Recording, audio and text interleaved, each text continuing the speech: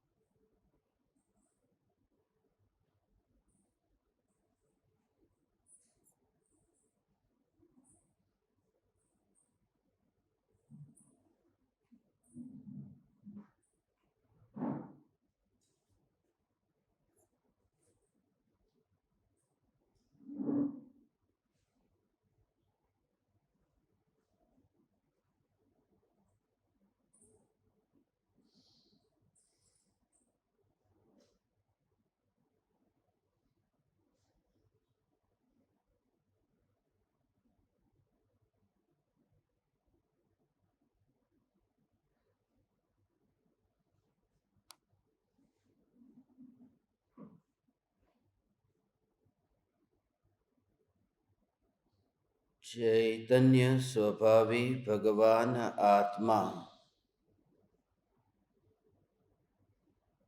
अनादि अनंत शुद्ध चैतन्य मात्र है। ज्ञान मात्र है।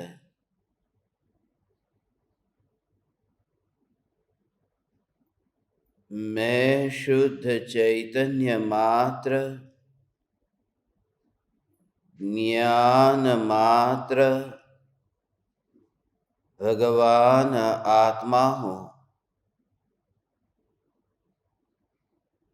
प्रति समय यह जागृति बनी रहे, इस जागृति का नाम धर्म है।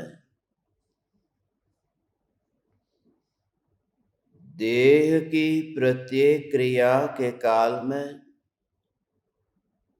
और विकल्पों के बहते प्रवाह के काल में ज्ञानी को प्रति समय यह जागृति रहती है कि मैं चैतन्य तत्व इस देह की किसी भी क्रिया में और विकल्पों के बहते प्रवाह में कहीं भी मिला नहीं हूँ। ऐसा शुद्ध चैतन्य तत्व मैं हूँ।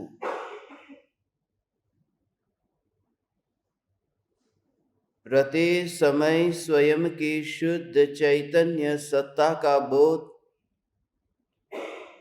आत्म जागृति ही धर्म है। जागृत सत्ता के आश्रय से ही जागृति प्रकट हो सकती है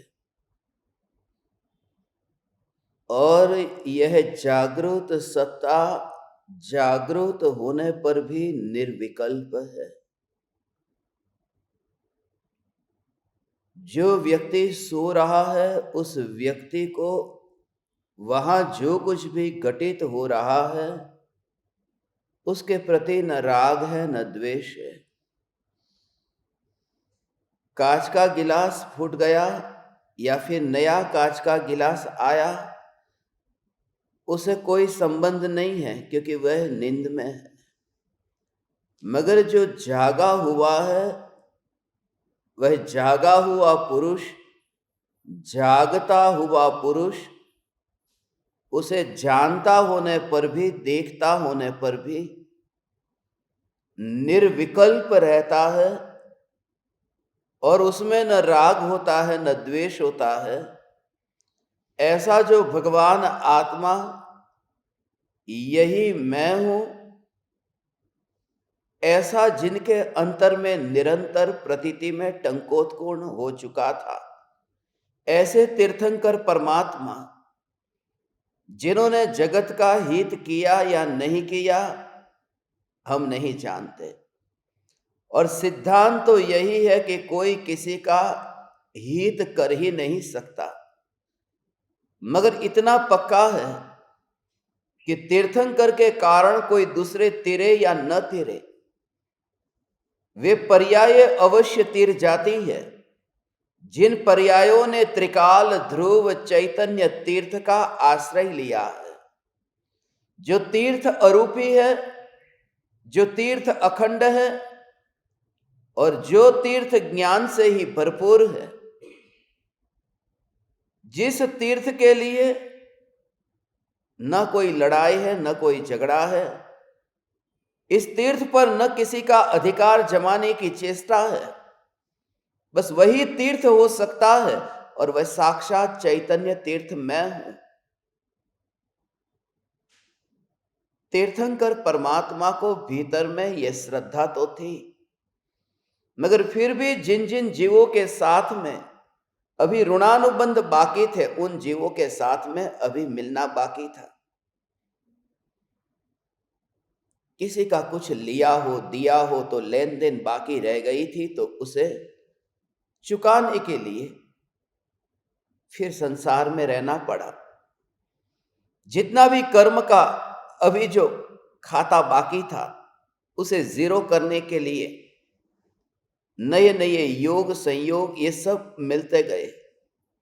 मगर उससे भी सूक्ष्म बात यह है कि जब तक केवल ज्ञान नहीं होगा, तो केवल ज्ञान से पूर्व ऐसी सहज रूप से परिणमित होने वाली जो ज्ञान की अवस्था है, उन अवस्थाओं पर किसी और ज्ञेय का नाम लिखा हो तो लोकालोक पहले से झलकेगा कैसे? ऐसी ज्ञान की स्वतंत्रता व्यक्तियों से तो मिले न मिले उसकी बात नहीं है, मगर ज्ञान की पर्याय में यह ज्ञेय जानने में आना बाकी है। इस ज्ञेय का झलकना बाकी है, यह झलकना ही ऋणानुबंध है। यद्यपि यह कोई बंधन नहीं है, इसलिए ज्ञेय ज्ञायक संबंध बंधन नहीं है। इसे ज्ञेय ज्ञायक संबंध कहकर के समस्त संबंधों का अभाव बताना चाहते हैं। ज्ञेय ज्ञेय में है, न्यायक न्यायक में है, और जगत इस न्यायक देव में कहीं भी नहीं है। जब ऐसी त्रिकाल ध्रुव चैतन्य सत्ता दृष्टि में आती है, उस स्वभाव में जो स्थित है, पूर्व की क्रिया हुई थी जब त्रिकाल ध्रुव चैतन्य सत्ता अनुभूति में आई। मैं त्रिकाल तो तीन लोक में सभी जगह पर जन्म मरण हुआ था। वहां पर भी माता पिता थे, पत्नी पुत्र पुत्री परिवार। पूर्व भव में था, पूर्व भव में आकाश का एक भी प्रदेश छोड़ा था नहीं, सब जगह परिभ्रमण हुआ। कोई प्रदेश बाकी न रहा, कोई परमाणु बाकी न रहा, सब जगह जाकर के परिभ्रमण हुआ। सभी परमाणुओं को धारण करके जन्म मरण किया। मगर स्वभाव की जब स्पर्शना होती है तो वह गति नहीं दिखाई देती। स्वभाव की स्पर्शना में गति का विकल्प ही नहीं है। स्वभाव की स्पर्शना में उसका पूर्व का इतिहास नहीं देखा जाता। वह स्वभाव निर्विकल्प है, और इस निर्विकल्प का भाव, जिस दुकान में गुड़ है वह दुकान 10 किलोमीटर दूर है, मगर उस दुकान से घर तक गुड़ को आना है तो घूमता हुआ गुड़ आ रहा है। किन किन के हाथ से? पहले दुकानदार का हाथ है, फिर वहां से नौकर का हाथ है, फिर नौकर से काम वाली बाई का हाथ है, फिर वहां से खाना पकाने वाली का हाथ है। ये घूमता घूमता गुड़ अंततः थाली तक आ गया। मगर जब वो गुड़ दुकान से घर तक आ रहा था 10 किलोमीटर में, दाया बाया रास्ता घूम रहा था। वो रास्ते में जो चक्कर कट रहा था, भ्रमण कितना हुआ था गुड़ का? जब चौराहे पर उस सर्कल पर गुड ने भी वहां पर चक्कर काटा था, उसने भी यू टर्न लिया था, उसने भी यहां वहां गति तो की थी। मैं आपसे यह कहता हूं कि जिस समय जीप पर वह गुड़ आया, उस समय पूर्व का इतिहास उसका विकल्प ही नहीं आता। ज्ञान की जो अनुभूति है, यह अनुभूति ऐसी ही है जहां पूर्व के परिभ्रमण का, पूर्व के परमाणु का और पूर्व के प्रदेशों का विकल्प नहीं होता, मात्र अनुभूति। इसलिए स्वभाव की अनुभूति निर्विकल्प अनुभूति है। जैसे ही ध्यान चाहेगा तो फिर वह निर्विकल्प न रह पाएंगे। फिर यह विकल्प आए कि कौन सी दुकान से गुड़ लाए थे, कौन से रास्ते से तुम गाड़ी चलाकर लाए थे, फिर इस गुड़ को किस किसने छुआ है, वो छूने वाला की जाति कौन सी थी। फिर यह जीभ पर वो मीठे का अनुभव नहीं आएगा, वह अंतराय आएगा। इसलिए आत्मा की अनुभूति में भगवान मात्र स्वभाव मात्र की अनुभूति जब प्रकट हुई और वहां ज्ञानी बैठे हुए हैं, मगर उनकी उस स्थिति में बाहर के संयोग का कोई विकल्प नहीं। कोई कहे फिर कुर्सी पर क्यों बैठे हो, उस टेबल पर थाली क्यों रखी है, ये सब जो क्रिया तुम्हारी हो रही है क्यों हो रही है। मगर अनुभूति में मस्त व्यक्ति को पता ही नहीं है कि वहां क्या हो रहा है। मस्ती उसी का नाम है जब बाहर का पता न चले, विकल्प तक न आए कि बाहर में क्या हो रहा है। इसी एकाग्रता के अभ्यास के लिए आपको मैं प्रेरित कर रहा हूं, एकांत की अनुभूति के लिए, स्वभाव की अनुभूति के लिए। मगर वो स्वभाव ऐसा लगा, आप देखो जहां पर भी प्रपंच हुआ होगा वहां भीड़ होगी। अकेला व्यक्ति रह करके कहीं प्रपंच नहीं फैलाता, अकेला है तो। हे ज्ञान दीपक, अभी घर में रहते हैं, अभी हिमालय पर नहीं गए हैं, मगर जो मैं आपको एकांत की बात कहता वह बात ऐसी है कि तुम्हारा शरीर घर में हो मगर तुम्हारी दशा हिमालय वाली यहां पर आ जाए, और वह हिमालय वाली दशा घर में रह करके आ जाना, उसी का नाम एकांत का अनुभव है। अगणित ज्ञेयों के प्रतिबिंबों से वे ज्ञानी अप्रभावित रहते हैं। हिमालय में कोई कोलाहल नहीं था, ऐसे ही तुम्हें यहां कोलाहल नहीं सुनाई दिया। यह मौन अनुभूति है और यही मनुष्य भव की सार्थकता है, वरना मनुष्य भव में ऐसा विशिष्ट क्या है। वो जो एकांत का मौन है, यह मनुष्य भव की विशेषता है। ये चिल्लाना, ये बोलना, ये जो आवाज निकल रही है, ये मनुष्य भव की विशेषता नहीं है। ये जो मैं अभी जोर जोर से बोल रहा हूं, ये मनुष्य भव की विशेषता नहीं है। भीतर में जो छुपा हुआ चैतन्य परमात्मा, जो मौन अनुभूति स्वरूप है, बस वह अनुभव में आया, उसी में समाया, बस ये मनुष्य भव की विशेषता है। बोलना नहीं, मौन होना। इसलिए मनुष्य गति से ही मुनि धर्म है। मुनि माने मौन, मुनि शब्द ही बना है मौन से। जो मौन को उपलब्ध हुए हैं वे मुनि हैं। स्वर्ग के देव मुनि नहीं हो सकते, स्वर्ग के देव को मौन नहीं होता। स्वर्ग के देवों का स्वभाव ही चिल्लाना है। इसलिए हमने मनुष्य दुंदुभी नहीं कहा, देव दुंदुभी कहा। देव तो दुंदुभी ही बजाएंगे, वे मौन नहीं हो पाएंगे। तीर्थंकर परमात्मा का एक विशेषण है, देव की दुंदुभी होती है सारे नगर में, कि तीर्थंकर भगवान का समोसरण यहां लगा है, चलो भगवान की दिव्य ध्वनि सुनने, सब चलो दिव्य ध्वनि सुनने। मगर वहां मुनि भी है जो मौन है, जो किसी को आमंत्रण देने नहीं गए। मौन स्वभाव वह एकांत में अनुभव में आता है। तीर्थंकर है महल में, उन्होंने भवन में रह करके वन जैसा मन बना लिया। ऐसे तीर्थंकर परमात्मा में 8 तीर्थंकर परमात्मा के जीवन चरित्र पर चर्चा हुई। आज 9वें तीर्थंकर सुविधिनाथ भगवान का जीवन चरित्र संक्षिप्त में लेना है। मुख्य रूप से उनकी वितरागता को समझना है। सुविधिनाथ, ये नाम सुना होगा, उनका नाम था सुविधिनाथ। सुविधि, उनका दूसरा नाम था पुष्पदंत। पुष्पदंत, ये दो नाम वाले तीर्थंकर में एक तीर्थंकर ऐसे, फिर बाद में महावीर भगवान के 5 नाम भले बताए, मगर पुष्पदंत जी और सुविधिनाथ ये दो तीर्थंकर है। सुविधिनाथ जिन्होंने मुक्ति के मार्ग की सच्ची विधि बताई, मगर विधि तो सबने बताई थी, मगर ये सुविधिनाथ ऐसे विशिष्ट क्यों हो गए? आदिनाथ भगवान ने भी विधि बताई थी, मगर सुविधिनाथ ने जो विधि बताई उस विधि की याद रह गई। इसलिए क्योंकि 1 से लेकर के 9 तीर्थंकर के दौरान बीच में कभी ऐसा काल नहीं आया था कि जहां ज्ञानियों का योग न रहा हो, मगर 9वें और 10वें तीर्थंकर के बीच में ज्ञानी का लोप हो गया था, यहां धर्म का लोप हो गया था। भरत क्षेत्र में ऐसा माहौल हो गया जैसे धर्म है ही नहीं, बिल्कुल एक भी व्यक्ति ज्ञानी नहीं, और वह जो अंतिम है बस वही फिर हमें याद आता रहता है, जो हमें याद देकर जाता है।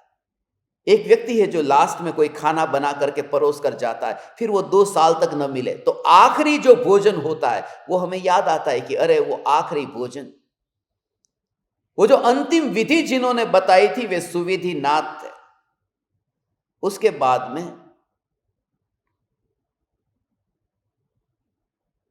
15वें तीर्थंकर तक ऐसा बीच बीच में 2-2 तीर्थंकर के बीच में धर्म का लोप होता गया। ये 7 तीर्थंकरों का जो चरित्र है, ये जो 9वें तीर्थंकर, 9वें और 10वें के बीच में, 10वें और 11 के बीच में, 11 और 12, 12 और 13, 13 और 14, 14 और 15, बस फिर 16वें तीर्थंकर से लेकर के 24वें तीर्थंकर तक लगातार धर्म रहा, फिर बीच में धर्म का लोप नहीं हुआ। तो ये सुविधिनाथ जिन्होंने विधि बताई मोक्ष के मार्ग की, उनका दूसरा नाम है पुष्पदंत। पुष्पदंत माने क्या? किसी को पता है पुष्पदंत का अर्थ? दंत का अर्थ होता है दांत नहीं होता। पुष्पदंत, दंत का अर्थ होता है श्रृंखला। 1 2 3, वो जो दांत है ना, दांत, वो 1 2 3 4, उसका असली नाम तो श्रृंखला है, मगर श्रृंखला को ही हमने दांत मान लिया है, इसलिए दंत कहते ही दांत। ये श्रृंखला है, एक के पास में दूसरा, दूसरे के पास तीसरा, तीसरे के पास चौथा, इसका नाम है श्रृंखला। हमारी जो आत्मसिद्धि शास्त्र पर सत्संग श्रृंखला चल रही है ना, एक के बाद में दूसरा, एक भी दिन ऐसा नहीं आया कि जहां हमारा सत्संग छूटा हो। वो श्रृंखला है, एक के बाद दूसरा, तीसरा, चौथा।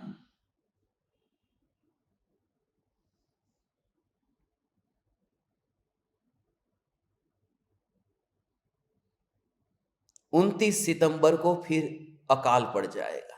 28 सितंबर को आत्मसिद्धि शास्त्र की पूर्णाहुति होगी।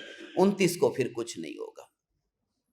हमने जैसे विचार किया है, निर्णय लिया है, 28 तारीख को 2 शास्त्र लगातार पूरे होंगे। पाहुड़ दोहा 222 गाथा और 142 गाथा आत्मसिद्धि शास्त्र की लगातार, और वो भी हम नहीं जानते, अभी भाव ऐसा है। 4 से 28 तक का अभी लंबा सफर है, आयुष्य का क्या भरोसा। मगर श्रृंखला माने एक के बाद दूसरा, तीसरा, चौथा।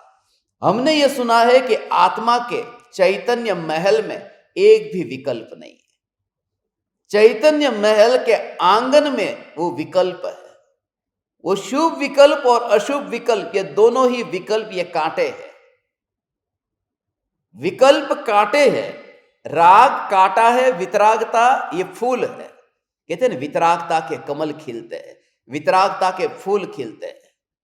तो जब उन मुनिराज की आत्मा में वितराग परिणति में वितरागता, वितरागता, वितरागता, वितरागता, वितरागता, वितरागता, वितराग पर्याय की श्रृंखला जिनके निरंतर निरंतर निरंतर बह रही है, वितराग परिणति की श्रृंखला जिनके आत्मा में बह रही है, वितरागता माने पुष्प, और लगातार वह वितरागता की धारा, परिणति की निर्मलता की धारा, उन्हें पुष्प दंत कहते हैं। पुष्प दंत माने वितराग परिणति की धारा। सहज रूप से परिणति की निर्मलता का दूसरा नाम पुष्प दंत है। उनके अंदर में ऐसा कुछ विकसित हुआ है, जो कुछ खिला है, और कमल की तरह कीचड़ में रह करके भी, कांटे में रह करके भी, जैसे वो गुलाब खिलता हो, कीचड़ में रह करके कमल खिलता हो, मगर अस्पर्शी की जो बात है वह बात समझने जैसी, उसी में ही परिणमन। कमल कीचड़ के साथ है मगर फिर भी खिल गया और अलिप्त रहा। गुलाब है वह गुलाब, वो कांटे के बीच में खिला है, मगर गुलाब को पता ही नहीं है कि कांटे कहां है। ये तो लोग पूछते हैं गुलाब से कि तुझे कांटों के बीच में खिलने में तकलीफ तो होती होगी। गुलाब कहता है कहां है कांटे, मैं अपने में खिलता हूं। वो दुनिया को दिखाई देता। जो वितरागता अंतर में खिलती है तो वहां आसपास में विकल्प के कांटे भी होते हैं। विकल्प के कांटे माने राजमहल में रहने का भाव, रानियों के साथ रहने का भाव, अभी भोगों को भोगने का भाव, ये कांटे हैं। उन कांटों के बीच में वितरागता का फूल खिला हुआ है, और उस वितरागता के प्रकट होने में कोई तकलीफ नहीं है, कोई विरोध नहीं है। ऐसी वितरागता जिस परमात्मा को तीर्थंकर भगवान को प्रकट हुई है, देह होने पर देहातीत है और विकल्प होने पर विकल्पातीत है। वो कांटा होने पर भी वह गुलाब कांटातीत है। कांटे से अस्पर्शी, कीचड़ से अस्पर्शी, ये दोनों फूल ऐसे हैं। और एक फूल ऐसा सूर्यमुखी, चंद्रमुखी, ये भी सूर्य से अस्पर्शी रह करके अपने में ही खिलता है। जो भी फूल है वह फूल कली से फूल बना है, वह अपने में रह करके ही बना है। तो जब अंतर में अनंत शक्ति जो है वह वितराग रूप वितराग रूप वितराग रूप परिणमित होती है, वह अंतर की ही शक्ति है। सहज सहज सहज रूप से, कुछ भी किए बिना, कर्तृत्व के भाव के बिना, सहज सहज सहज सहज सहज सहज सहज सहज सहज सहज का भाव। हे ज्ञान दीपक, मंदिर गए तुम, वहां सहजता नहीं रही। क्यों? जाना है, झुकना है,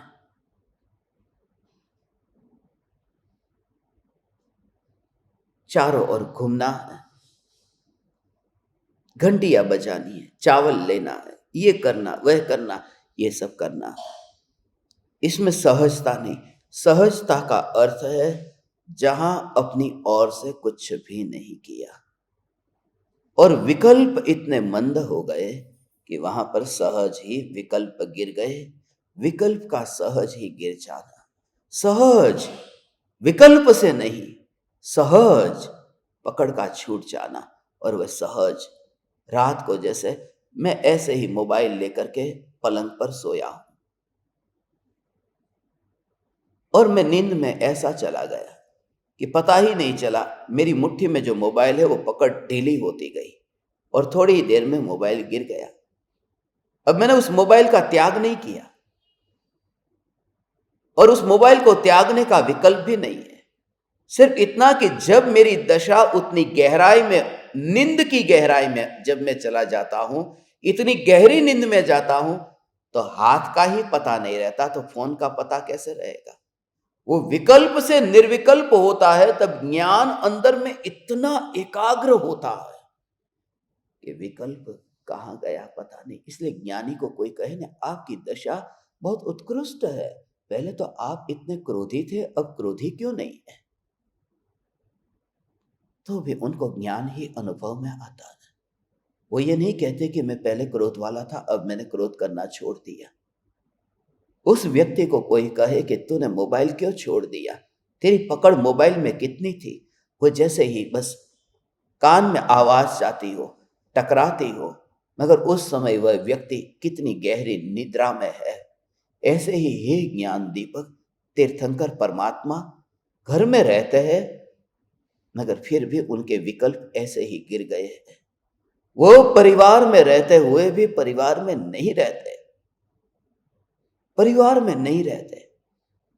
वे ऐसे महापुरुष हैं, उन्होंने एक चमत्कार देख लिया, और वह चमत्कार यदि ज्ञान दीपक देख ले तो वह ज्ञानी। यदि न देखा, एक बार भी जिसने जीवन में यह चमत्कार न देखा, उसने जीवन का राज समझा ही नहीं, जीवन का राज ही नहीं समझा। मेरी उम्र 7 वर्ष की थी, और उस समय जिस मित्र के दादा की मैं बात करता हूं, उनकी मृत्यु हुई थी।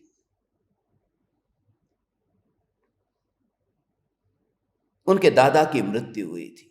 बा पहचानते होंगे, संतराम को पहचानते? संतराम के दादा की मृत्यु हुई थी गांव में। पहली बार तो जब मृत्यु हुई, वो जो बात थी वो गजब की थी। वो बात मुझे बहुत बार स्मरण में आती है, गजपंथा में, उस मशान में। इसलिए क्योंकि उनकी मृत्यु हो गई, परिवारजन को, सब रिश्तेदारों को, सभी को बुला लिया, और अर्थी की तैयारी चल रही थी। और उस समय ही उन्हें अभी उठाया जा रहा है, और वो बोले कि मैं कहाँ हूं, मैं कहाँ हूं। वो मरे ही नहीं थे, वो जिंदा थे। पहली बार तो ऐसा चमत्कार हुआ था। चमत्कार नहीं, वो वास्तव में जिंदा ही थे, इन्होंने मरा हुआ समझ लिया था। उस स्थिति में पहुंच के कोई जवाब नहीं मिल रहा, और गांव के डॉक्टर तो फिर कोई इतनी ज्यादा खोज, कुछ ऐसी गहराई कुछ नहीं किया। मैं कहाँ हूं, थोड़ी देर के लिए तो जितने लोग आसपास में थे सब भाग गए कि ये क्या हो गया। उन्होंने ये नहीं कहा कि आप मर गए हो, उन्होंने कहा कि नहीं नहीं कुछ नहीं, आप ठीक हो, खाली आपके लिए हमने एक नया पलंग तैयार किया है, तो उसमें आपको लेकर के जा रहे थे। फिर उनको लेटा दिया। मगर मैं कहाँ हूं, वह जो दृश्य है वह दृश्य ऐसा है जैसे वह उठे ने, उस दिन 7 साल की उम्र थी मेरी, उस दिन पहला विचार यह आया था। मैं जब अपने घर में उठा तो ऐसा ही लगा जैसे मुर्दा उठा है, मगर मुर्दा उठा है उसमें भीतर में जागृत चेतना है। और तब से लेकर के जब भी सुबह आंख खुले और शरीर जैसे ही उठे, तो तत्क्षण ये जागृति कि भगवान तुम ये प्रयोग करना, उठो। मगर उठते समय जैसे ये मुर्दा अपने आप कैसे उठ गया, मृत्यु हो गई थी, फिर ये अपने आप कैसे उठा है। और तब तुम जानोगे कि वह जो पलंग था वही अर्थी बन गया है, वह जो सफेद चादर थी वही कफन बन गई है। और इस वजह से देह की उस क्रिया के काल में देहातीत हो गए। क्षण भंगुरता का बोध जो है, तुम्हारी उम्र मायना नहीं रखती, तुम कितनी उम्र के हो, तुम्हारे अंतर में तत्व विचार की धारा कैसे चल रही है। फिर ये उम्र तो बहाना है, किसे में बच्चा कहो, किसे में बूढ़ा कहो, ये तो सिर्फ बहाना है। असल में तो बस ये मुर्दा है और चैतन्य जागृत चेतना है, बस वह अलग है। दोनों के बीच में ऐसा ही दिखाई देता है, दोनों के बीच में ऐसा ही दिखाई दे। और मुर्दे को फिर देखने का मन नहीं करता, मुर्दे से नजर हट जाती है, उसे देखते रहने का मन नहीं करता, वहां से तुरंत ही नजर हट जाती है। ये हम नहीं देख पाते हैं ना, कोई व्यक्ति जानवर को काटता हम नहीं देख पाते हैं, हम मुर्दे को देख ही नहीं पाते। रास्ते पर जाते हैं ना, सड़क पर हम देखते हैं कितने कुत्ते, बिल्ली, पशु पक्षी गाड़ी के नीचे आकर के मर गए हो, मगर जैसे ही हम उन्हें देखते हैं हमारी आंख बंद हो जाती है, हम नजर घुमा लेते हैं। कोई निरीक्षण नहीं करते, उसका पोस्टमार्टम करने नहीं गाड़ी रोकते कि देखता हूं उसमें कौन है, कुत्ता है, बिल्ली है, मांस बिखरा हुआ है, खून बहा हुआ है, तुरंत नजर हट जाती है। उसका मूल कारण कि वहां शरीर तो है, आत्मा निकल गया है। जहां अकेला शरीर दिखाई दे तो दृष्टि वहां से मुड़ जाती है। और जब तुम बेड पर लेटे हो और जब तुम्हें यहां पर मात्र शरीर दिखाई दे और यहां आत्मा न दिखाई दे, मात्र शरीर दिखाई दे और आत्मा वहां न दिखाई दे, क्योंकि आत्मा जो है वह तो ज्ञान में अनुभव में आ रहा है, वो यहां नहीं है, तो फिर दृष्टि हट जाती है। इसलिए दिखाई देगा कि ज्ञानी अभी शरीर में ही तो रहता है, तीर्थंकर देह में ही तो रहते हैं, मगर उनकी दृष्टि वहां से हट गई है क्योंकि उन्होंने देह को मुर्दा देख लिया है। आना हुआ ही नहीं। हे ज्ञान दीपक, हे चैतन्य परमात्मा, सुविधिनाथ का जीवन ऐसा ही है। उन्होंने मोक्ष मार्ग की विधि बताई, उनके भीतर में वितराग परिणति प्रकट हुई। पूर्व भोग में विदेह क्षेत्र में थे, जैसे पहले तीर्थंकर का वर्णन किया। आदि के सब तीर्थंकरों में सीता नदी थी, पुष्करणिनी ये नगरी थी, और वहां के राजा थे, राजा की फिर वहां पर रानी, और वहां पर बच्चा पैदा हुआ। वहां पर फिर उन्होंने जिनेन्द्र भगवान के पास में फिर दीक्षा अंगीकार की, दीक्षा लेकर के फिर वहां से स्वर्ग में देव बने, देव होकर के फिर मनुष्य हुए। ये कहानी अक्सर सभी तीर्थंकर भगवान की एक सी है। मुझे वो कहानी ये नहीं बतानी, उनका नाम नहीं बताना, मुझे जो आपको बताना था वो ये बताना था, वितराग परिणति कैसे चलती है।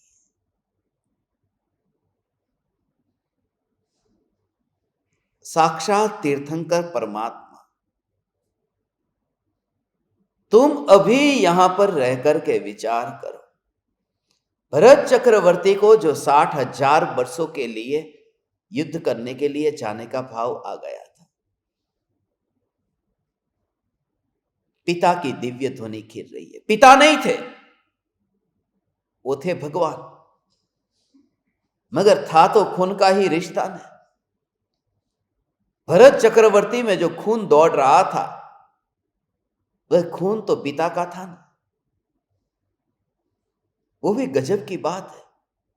कैसी गजब की बात है, ये स्वतंत्रता की बात है। कामदेव कितने सुंदर होते हैं, मगर कामदेव के पिता कामदेव नहीं होते। इसका मतलब कि बाप का रूप बेटे में आया जरूरी नहीं है। चक्रवर्ती के बेटे चक्रवर्ती होते ही नहीं, ये नियम है। तीर्थंकर के पुत्र तीर्थंकर नहीं होते, ये नियम है। तीर्थंकर के पुत्र चक्रवर्ती हो सकते हैं, जो आदिनाथ भगवान के पुत्र भरत चक्रवर्ती हुए, मगर तीर्थंकर के बेटे तीर्थंकर नहीं होंगे। वो क्या बताता है? वो बताता है कि तीर्थंकर अपना पुण्य अपने बेटे को नहीं दे सकते, क्योंकि पुण्य दे तो बेटा तीर्थंकर बने। तीर्थंकर का पुण्य तीर्थंकर के पास रहता है। तो जो बाप ये सोचता है मैं बेटे के लिए कुछ दे करके जाओ, मेरे पास जो है तू नहीं दे सकता, क्योंकि तीर्थंकर नहीं दे सकते जो उनके पास में था, तो कर्तृत्व का भाव फिर फीका पड़ जाता है। मैंने कुछ बच्चों के लिए किया है, और जब बच्चों के लिए मैं कुछ देकर जा ही नहीं सकता, तो मैं तो ये जो गधा मजदूरी करता था बच्चों के लिए करता था। अब जब दे के जा ही नहीं सकता तो फिर क्या करूं? बस इधर ही, इधर माने इस कोने में जाके बैठ जा। ये कोना, ये कोना आप लोग चुन लो, कौन कौन सा कोना आपको चुनना है। आज दोपहर में बैठना है, समाधि मरण के सत्संग से पहले एकांत में बैठ जाओ। सुनना भी नहीं है, गाना नहीं, सुनना नहीं, बजाना नहीं, कुछ भी नहीं, सोचना भी नहीं, सिर्फ बैठो और फिर जो चल रहा है उसे चलने दो। तुम बैठो तो सही।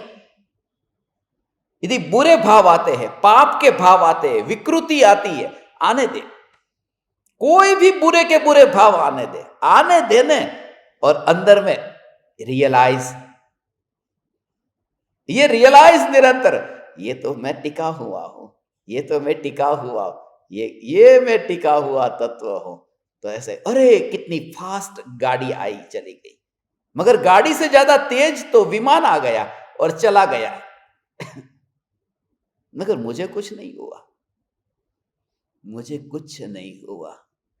हे ज्ञान दीपक, वो ज्ञान की अनुभूति ऐसी है जहां उपयोग पर ज्ञेय को जानने के लिए ऐसा भटकता हो, मगर जब परज्ञेय को जानना ही नहीं है और ज्ञान में ज्ञान, ज्ञान में ज्ञान ही रहता है, तो इंद्रियों की पकड़ तुम्हें रहेगी ही नहीं।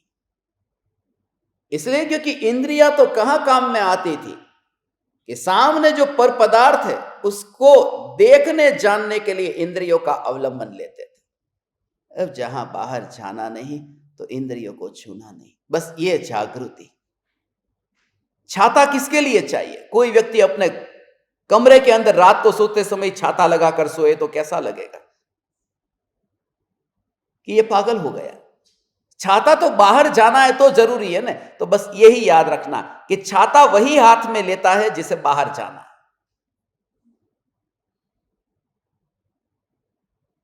और अंदर बरसात हो नहीं रही, जहां बरसात हो रही है वहां छाते की जरूरत है। तो जो पुद्गल है, पुद्गल को जानने जाना है तो इंद्रियों का अवलंबन लेना पड़ेगा। पांचों इंद्रियां पांच छाते हैं। कोई भी छाता पकड़ करके अज्ञानी चला जाता है। मगर महल में बैठा हूं और अपना काम कर रहा हूं और छाता लेकर ये मुड़ता है, तब तुम्हें अनुभव होगा कि तुम देहधारी हो ही नहीं।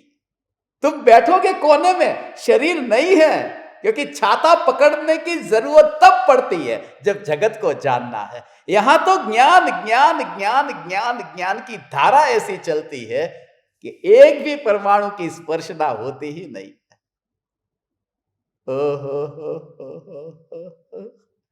और जैसे ही तुम्हें ये पता चले ठंडा गरम, ये पता चलते ही तुरंत ज्ञान ज्ञान ज्ञान ज्ञान, ऐसा ही तो निरालापन रहता है। ज्ञान ज्ञान ज्ञान ज्ञान,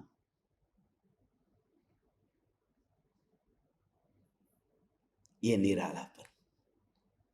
ओ हो। चैतन्य चैतन्य चैतन्य चैतन्य चैतन्य चैतन्य चैतन्य चैतन्य, ऐसी जागृति। इतना निरालापन, विकल्प से अस्पर्शी। विकल्प भी बाहर है। छाता पर को जानना है तो विकल्प का छाता लो, मगर जब बाहर निकलना ही नहीं तो छाते की स्पर्शना नहीं रहती, वहां ज्ञान ही रहता है। ओहो। मैं सोमालिया गया था, वहां का एक लड़का, उसकी बात मैंने की, 37 साल का था, उसकी शादी हो गई। उसने कहा कि, मैंने पूछा था ये बाल बच्चे हैं?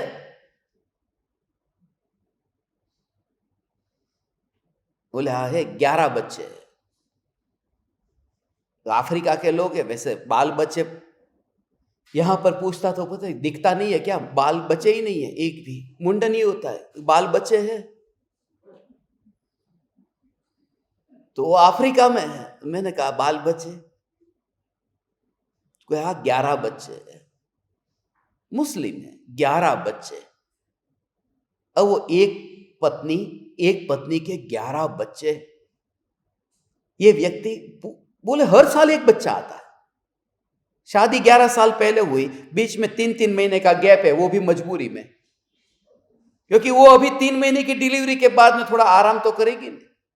हर साल का एक, 26 साल की उम्र में शादी हुई, 37 साल का हुआ, 11 बच्चे। और अभी दूसरे 11 बच्चे पैदा करना चाहता है, इसलिए नई वाइफ, उसका कार्ड आया है मेरे पास में कल। कल इसके लिए मुझे याद आई, उसने कहा कि आप पधारो नव दंपति को आशीर्वाद देने के लिए।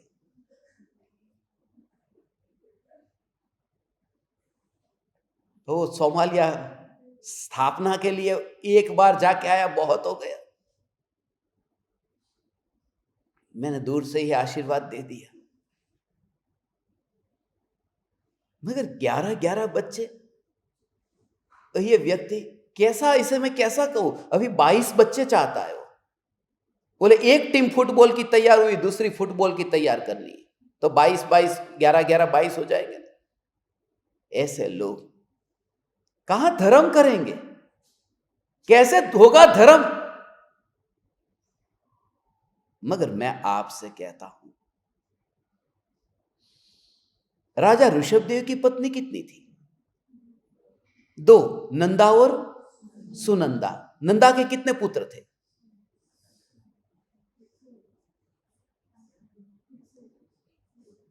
100 थे ना, भरत आदि 100 पुत्र, तो 100 पुत्र, इसने तो अभी 11 को जन्म दिया। तो जरा विचार करो, उनकी डिलीवरी 100 बार तो हुई होगी ना, क्योंकि एक भी जुड़वा नहीं था। तो 100 बार जिस मां की डिलीवरी होती हो, और तीर्थंकर के घर में ये बार बार डिलीवरी, मैं ये कहता हूं कि एक बच्चा, दूसरा बच्चा, तीसरा बच्चा, चौथा बच्चा, और एक ही पत्नी है, ज्यादा होती तो चलो ठीक है, एक के ही 100। और ऐसा जिसके अंदर भाव आता है। आज तुम विचार करो ने, आज यदि मानो वो 11 के बदले 22 बच्चे को पैदा करता हो, तो उसको ज्ञानी के रूप में मानने को मन करेगा। मगर ये लिखा हुआ हम पढ़ते इसलिए ठीक है, भरत आदि 100 पुत्र। मगर उसका विचार करो कि वो मां की हालत भी क्या हुई होगी। कुछ नहीं होता वैसे, वो काल अलग था। मगर भाव तो आया ना, बच्चे पैदा, बच्चे पैदा, बच्चे पैदा, ये भाव तो आया ना। तो तीर्थंकर को ऐसे भाव आ जाए तो भी उनका सम्यक दर्शन अछूता रहता है।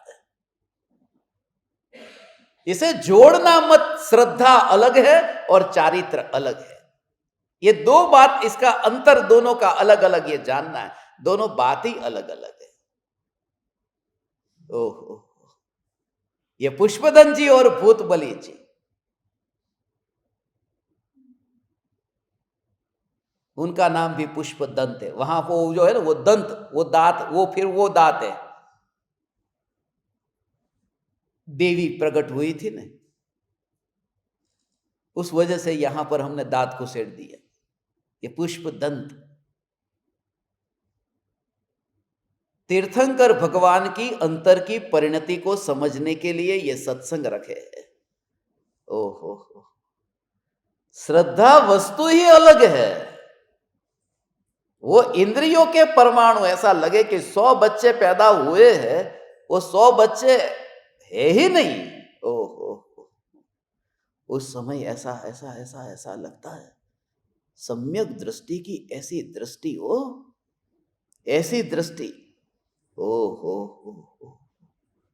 वो संतान पैदा हुई, जानना जानना जानना जानना जानना, और ब्रह्म की संतानें नहीं होती है। ऐसे ब्रह्मचारी नहीं हो, ब्रह्म की संतान नहीं होती है, तो उत्पाद व्यय रूप जानना जिसका होता नहीं है, ऐसा जो ध्रुव सत्ता, ध्रुव कहते ही तुम्हारे अंदर इतना अहोभाव आए। ध्रुव, ध्रुव कहते ही ओ हो, अंदर में ही ओ ओ ओ ओ, ध्रुव ध्रुव ध्रुव ध्रुव, ध्रुव कहते ही जन्म मरण नहीं दिखता। जन्म मरण इसका नहीं हो, वो परिणाम का।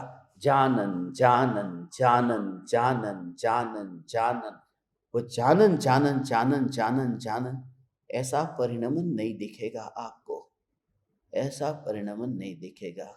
उसको रोकने भी नहीं चाहोगे, उसे बहाने भी नहीं चाहना है, उसे रोकने भी नहीं चाहना है, और सत्ता मात्र टिका है। कोई पतवार हाथ में नहीं ली कि नदी के पानी को बहाओ, कोई चेक डैम नहीं बनाया कि नदी के पानी को रोको, और वह पानी बह रहा है, बह रहा है।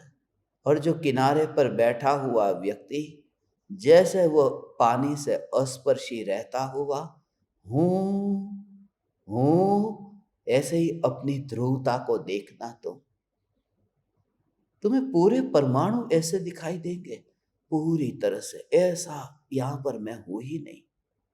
तुम जिसे देख रहे हो वह उदय है, और मैं अनंत काल तक तुम्हें दिखाई न दे सकूंगा, ऐसा मैं भगवान आत्मा हूं। अनंत काल तक नहीं दिखाई दे सकूंगा।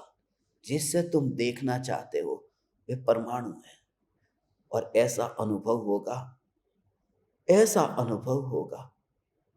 वस्तु आपने जो अनुभव के योग्य थी, वह अनुभव में आ गई। अनुभव के योग्य ये सब सब सब सब, उसमें कोई भावना नहीं होती। तीर्थंकर की वह दशा होती है भगवान, हे चैतन्य परमात्मा भगवान, हे चैतन्य चैतन्य परमात्मा भगवान, ऐसा कोई उसके अंदर कुछ भी नहीं होता। वहां पर कैसा है, मुर्दे के लिए बाजार से नया कफन खरीद कर लेकर आए हैं, बिल्कुल नया कफन, सेकंड हैंड नहीं है, ब्रांड न्यू है, और उसे उठाया। हम सब जानते हैं कि नहीं, हम सब ये बात जानते हैं कि वो मुर्दा खुशी नहीं मनाएगा। हम सब ये जानते हैं उस मुर्दे में से कोई रिएक्शन नहीं आएगा, कोई प्रतिकार नहीं होगा, न वो स्वीकार करता है न प्रतिकार करता है। और वो मुर्दे के ऊपर जैसे तुमने ये कफन उठा दिया और वहां से रिएक्शन कुछ नहीं आया, और वो है और वहां कुछ भी नहीं है, होने पर भी वहां कुछ भी नहीं है। ऐसे ही तुम साड़ी लो, तुम कुर्ता लो, तुम वस्त्र को लो, तुम कपड़े पहनते हो, ऐसे ही लगे कि वहां कोई रिएक्शन नहीं है इन परमाणुओं का। हाथ से ही वस्तु को उठाया, हाथ से ही वस्त्र को उठाया, हाथ से ही वस्त्र को पहनाया, मगर इस देह को तुम ऐसा अभ्यास करो। ये तीर्थंकर की दशा है, जो घर में रहते हैं, जो आभूषण पहनते हैं, जो सजते हैं, जो दर्पण के सामने रह करके अपने मुख को प्रमुख करके उसे देखते हैं, मगर उनकी दृष्टि में एकमात्र चैतन्य है, क्योंकि वे मिथ्यात्व से विमुख हो चुके हैं। हे ज्ञान दीपक, ये शरीर है ही नहीं।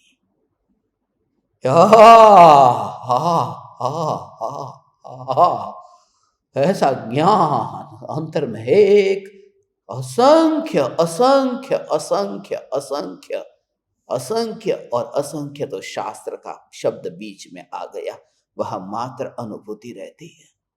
ये मेजरमेंट जो है असंख्य का, वो फिर किताब को याद कर लिया, वो फिर फुटपट्टी ली और फिर देखा कि गुड़ कितने इंच लंबा है, चौड़ा है। रस, रस का अर्थ लंबाई चौड़ाई नहीं पता, मीठा, और कुछ मत कहो। ओहो, अद्भुत ये दशा है। हे चैतन्य परमात्मा, आपको ये दशा प्रकट होगी, और ये भी मैं आपसे कहता हूं, तुम चैन से जी न सकोगे। इस जगत में जीना तुम्हारा भारी हो जाएगा। फिर कभी टकरा जाओ गाड़ी से, हो सकता है। फिर कभी तुम गिर जाओ चलते चलते, हो सकता है। फिर तुम्हें बाथरूम में गए 1 घंटे का 1.5 घंटा हो गया, पता नहीं, हो सकता है। तब फिर कुछ भी हो सकता है। अंतर की धारा इतनी प्रधान बन जाती है, अंतर का जानन जानन जानन जानन जो कार्य हो रहा है,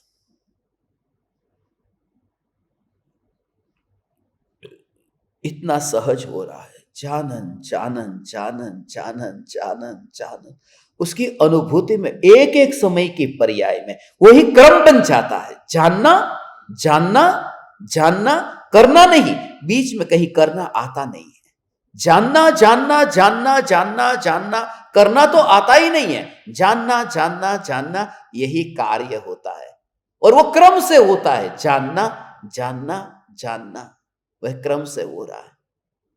मगर उन्होंने कमिटमेंट किया है, एक कार्यक्रम में जाना है। जब कार्यक्रम में जाना है, तैयार हो रहे हैं, सज रहे हैं, बाल बना रहे हैं, वो जो कार्यक्रम में जाना है, उस कार्यक्रम में जाना तो है। वो कार्यक्रम का वो इंतजाम कौन करेगा? गाड़ी वाले को कौन बुलाएगा? ड्राइवर को कौन बुलाएगा? वह कौन करेगा? तो कार्यक्रम में जाना है, वो कार्यक्रम में जाना है। मगर भीतर का अंतर का अनुभव ये कहता है, जानन जानन कार्य वह क्रम से हो रहा है। एक कार्यक्रम यहां पर हो रहा है, वह जानन जानन जानन कार्यक्रम यहां हो ही रहा है। उस उत्सव को, उस आयोजन को, उस महोत्सव को मैं नहीं छोड़ सकता। तो शरीर, तू जाना है तो वहां चला जा, मगर मैं इस कार्यक्रम को छोड़ नहीं सकता हूं। ओहो, क्योंकि प्रेजेंट रहता है, यहां अनुपस्थिति नहीं हो सकती। हे ज्ञान दीपक, you just feel it, you just feel it. तू मेरे पास आ, तू मेरे भीतर आ, तू मेरे रग रग में जो दौड़ रहा है, उसे छू, उसे अनुभव कर। काश तुझे समझ समझ समझ में आए ये कार्यक्रम। जानन जानन जानन जानन, और बीच में कोई चेक डैम नहीं है, बीच में कोई दीवार नहीं है, ये कार्य चल ही रहा है। उसको फील करता है, कार्य कार्य कार्य कार्य कार्य कार्य कार्य। और इसके अतिरिक्त सारा सारा विकल्प का परिणाम अकार्यकारी सिद्ध होता है। इसलिए क्योंकि विकल्प अंतर में अनुभव में नहीं आता। हे ज्ञान दीपक, ये सुविधिनाथ की विधि बताते बताते मैं तो कहां चला गया। बस तुमसे इतना कहता हूं, जस्ट फील इट। एकांत में बैठ जा, बिल्कुल एकांत में बैठ जा। देह की परवाह मत कर, परिणाम की फिक्र मत कर, परिणाम की गिनती मत कर, उसका लेखा जोखा मत रख। जस्ट फील इट, बस, और कुछ नहीं। Just feel it, just feel it. जब मैं तुमसे कहता हूं ये अनुभव करो, अनुभव करो, और फिर भी तुम नहीं कहते, फिर भी तुम नहीं करते, फिर भी तुम बैठ नहीं पाते, फिर भी तुम परिणामों को जोर देते हो, परिणामों को जोर देते हो। मत दो, अपने भी नहीं, पराये के भी नहीं। परिणाम मात्र पर जोर मत दो।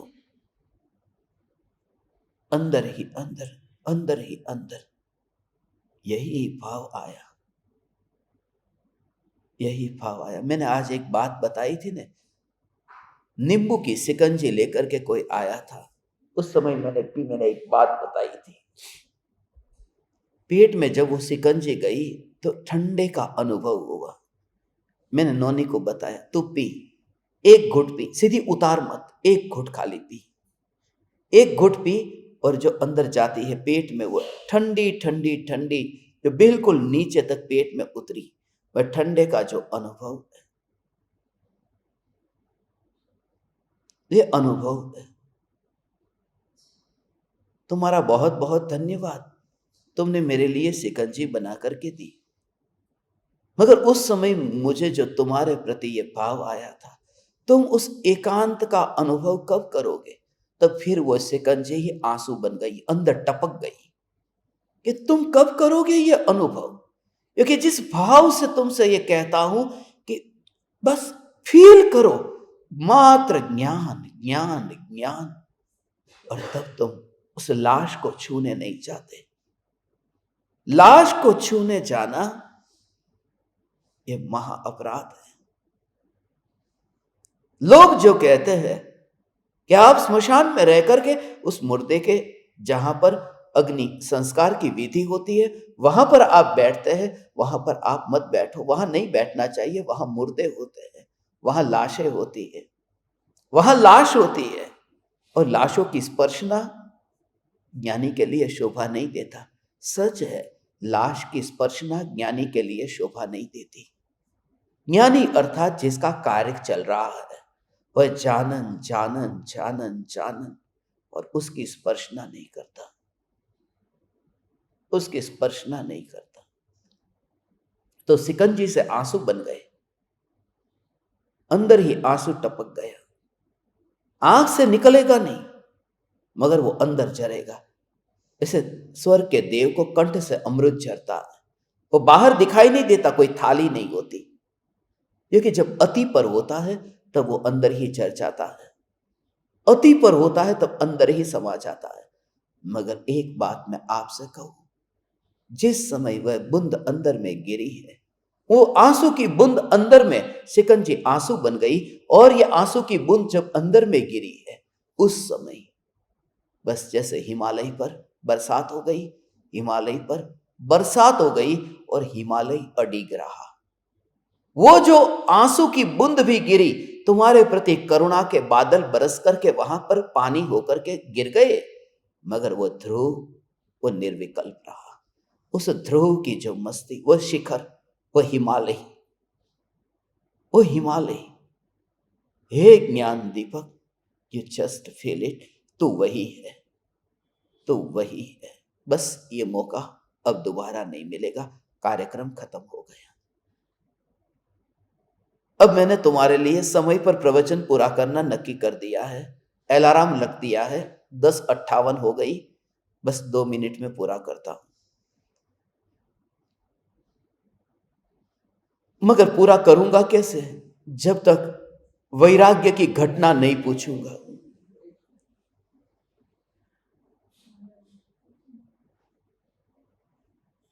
और सुविधिनाथ का वैराग्य नहीं बताऊंगा।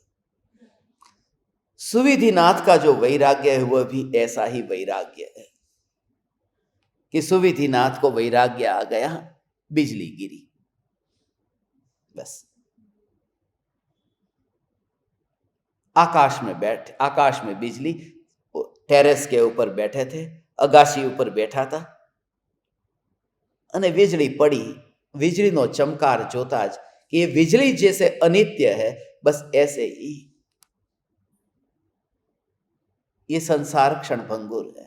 उनको वैराग्य आया, उन्होंने सारा संसार त्याग दिया, गृहस्थ दशा का त्याग कर दिया, वन में चले गए, केवल ज्ञान पाया। फिर उनके केवली थे 7,000 केवली थे, 1,500 श्रुत केवली थे, 88 गणधर थे, 8,000 अवधि ज्ञानी और 7,500 मन पर ज्ञानी मुनि थे।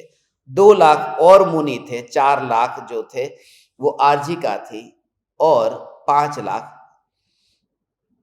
श्राविका थी, 2 लाख श्रावक थे। ये उनका समोसरण का समुदाय था।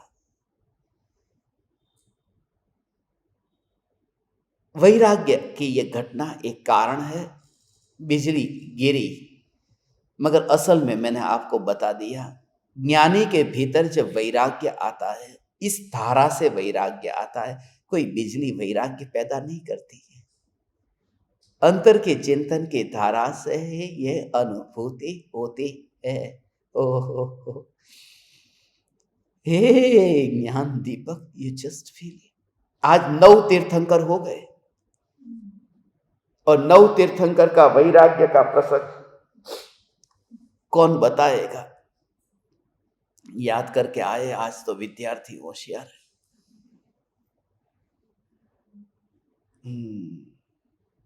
बताओ।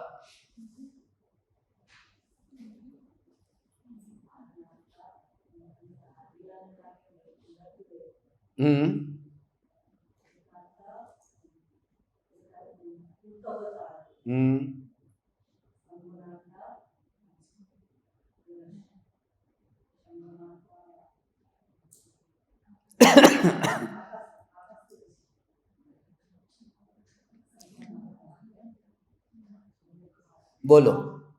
हाँ,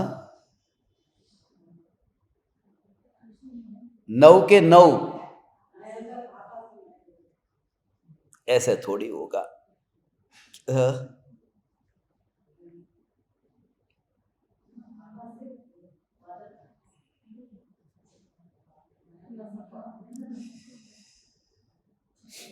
देखो, मैं आपको अभी है ना 9 की 9 एक मेरी जीवन की बात बताता हूं। हमारे एक टीचर थे, मैडम थे, वो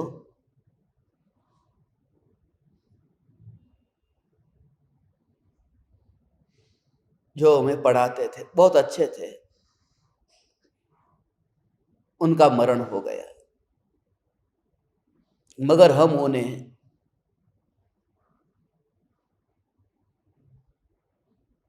नीता मैडम कहते थे। तो उसमें हमारे मित्र भी है, वही तो बड़े हो गए। तो मेरे मित्र के साथ में थोड़े दिन पहले मैं मिला था और मेरे मित्र को मैंने पूछा कि लाइफ में क्या चल रहा है। तो पुराने दिन याद किए। बोले कि जिंदगी में 2 से पाठ सीखने को मिला। नीता मैम, जिसका मरण हो गया, और दूसरी है पापी बीबी। पापी बीबी, बस ये 2 से पाठ सीखने को मिला। नीता मैम का मरण और पापी बीबी। ये 2 बात इतना तो याद रहेगा ना। क्या कहा? नीता मैम का और पापी बीबी, बस। तो नी कहते हैं नीलांजना, ता कहते ही तारा, तो नीता हो गया। तो ऐसे ही गिनना, अभी आपको बताता हूं।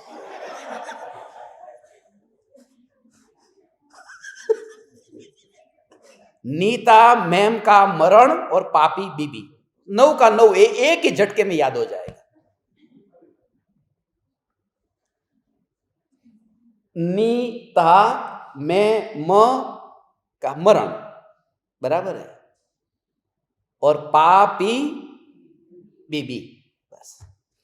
तो पहले तीर्थंकर में वो नीलांजना का मरण देख करके तो नी, પછી तारा था दूसरे तीर्थंकर में तो ता नीता, मैम मैं माने मेघ, मेघ तीसरे चौथे दोनों में मेघ है, तीसरे में भी मेघ देख करके चौथे में भी मेघ देख करके तो वो मैम हो गए।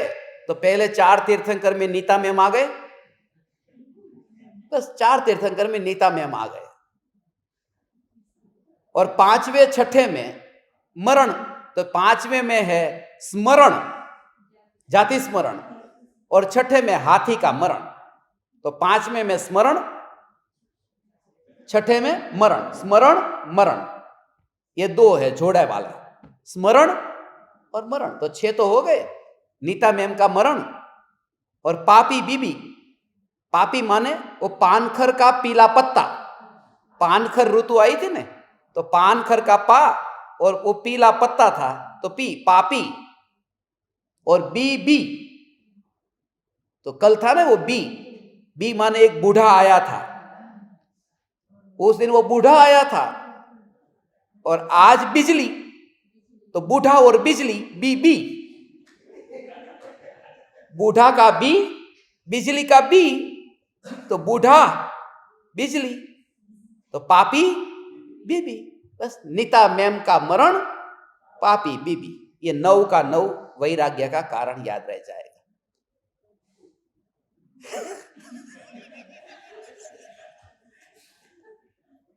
मुझे ऐसे ही 1500 शास्त्र याद रहते थे, ऐसे कनेक्शन से, पूरा का पूरा कुछ न कुछ ऐसा करके नीता मैम का मरण, पापी बीबी। फिर वहां पर ऐसे करता कि फिर वो एक का ऐसे, तो इतनी एक छोटी चाबी याद रह गई, फिर खाली घटित करना है बस। पहले का नी, दूसरे का ता, वो नी कहते नीलांजना, ता कहते तारा, मैम कहते मीम होते, मीम्स तैयार करते ना, वो मीम्स यूट्यूब में भी आते मीम, तो वो मैम, मेघ मैम माने दोनों में तीसरा चौथा मैम आ जाएगा। 5वें में स्मरण, स्मरण इसलिए 5वें में, 6ठे में मरण, तो स्मरण मरण ये दोनों साथ में रखना।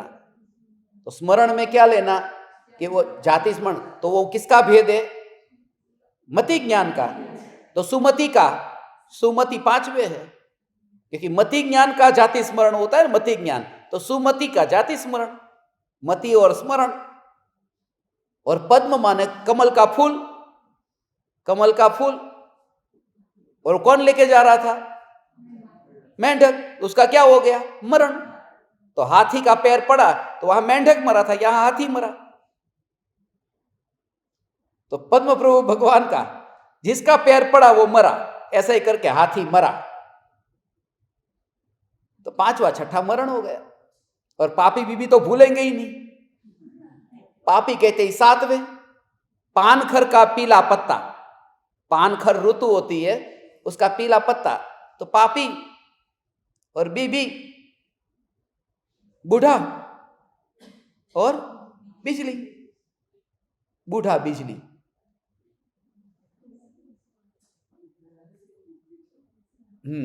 बिजली चमकी न, बिजली का चमकार, तो ऐसे। किसने ये लिख तो लिया होगा, किसने लिखा? सच बताओ, नोट में किसने लिखा? नीता मैम का मरण, पापी बीबी। ऐसे 24 के 24 में आपको बताऊंगा, मगर आज रह नहीं पाया, मैंने सोचा इतना तो अभी हो जाए, तो रोज आपको याद ऑटोमेटिक अभी आता जाएगा, अब भूल नहीं पाएंगे। एक एक करके पहले का क्या था, दूसरे का क्या, कुछ नहीं। नीता मैम का मरण, पापी बीबी।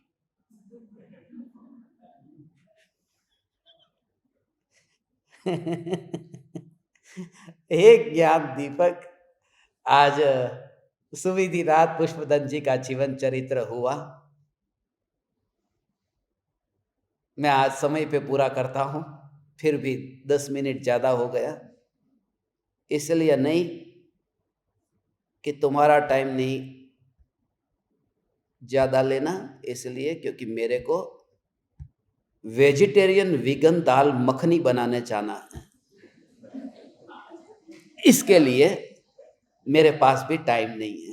आप समस्त परमात्माओं को आज प्रयोग करना है। आज तो अपन बैठेंगे हो, आज दाल मैं ऐसी बनाने वाला हूं कि उस दाल को खाते ही रस नहीं आएगा बिल्कुल। मगर इतना पक्का कहता हूं, अपन जो प्रयोग करेंगे ना, आज साथ में ही अपन करेंगे प्रयोग ऐसा अद्भुत कि उसमें ज्ञान मात्र की जो अनुभूति कार्य हो रहा है, जानना जानना जानना, वो खाना जो होगा सो होगा। मैं नमक ज्यादा डालूं, कम डालूं, नींबू कम डालूं, ज्यादा डालूं, सब खा लोगे कि नहीं? बस खा लोगे तुरंत। कि खाने वाला तत्व में हूं कि जानने वाला तत्व? बस अंदर में यही सोचना। बाहर ठीक है बोला आपने, बिल्कुल ऐसा ही, मगर अंतर में वह धारा। आज तो आज का एक दिन है, बस गजब का दिन है आज।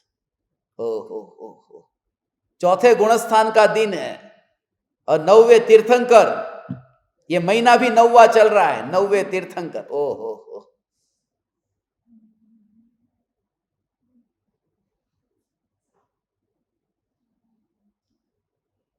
प्रणाम। चैतन्य चैतन्य चैतन्य।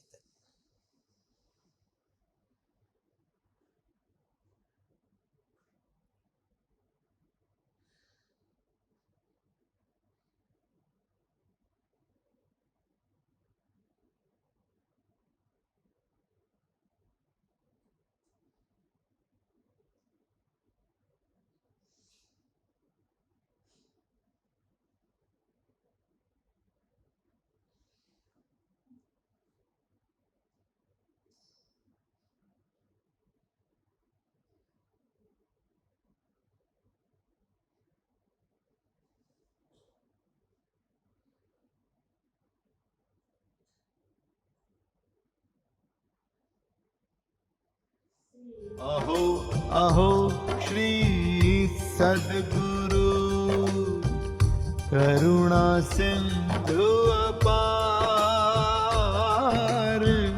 इस पामर पर प्रभु किया अहो अहो उपकार। अहो अहो